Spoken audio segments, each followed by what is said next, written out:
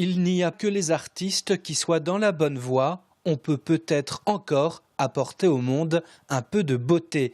Ces propos sont de Georges Clemenceau, l'ami des artistes et grand défenseur des arts.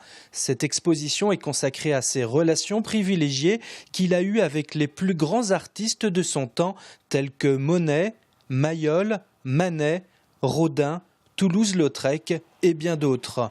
Le tigre n'hésite pas alors à utiliser la politique pour défendre les causes qui lui sont chères. Je pense que de toute façon, la politique a toujours servi les arts. C'est vrai de tout temps, ne serait-ce dans l'Antiquité ou bien plus tard avec François Ier, par exemple, Louis XIV. Et donc Clemenceau s'inscrit dans cette lignée. C'est grâce au pouvoir qu'il détient qu'il peut faire entrer notamment des œuvres dans les musées nationaux, comme par exemple une des cathédrales de Monet qui entre dans les collections du Luxembourg en 1907 lorsqu'il est président du Conseil. La cathédrale de Rouen de Monet est l'un des nombreux chefs-d'œuvre exposés à l'Historial, comme aussi l'Action enchaînée de Mayol, le fameux Balzac de Rodin, sans oublier les nymphéas de Monet avec qui Clemenceau a entretenu une amitié profonde.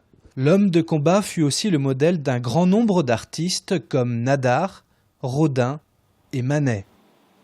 J'attire aussi votre attention sur cette présentation inédite de dessins de Rodin qui présente donc des nus érotiques que Clemenceau a gardés cachés dans son appartement de la rue Franklin à Paris et qui lui ont été offerts par le sculpteur lui-même. Les arts occupent une place très importante dans la vie de Clemenceau.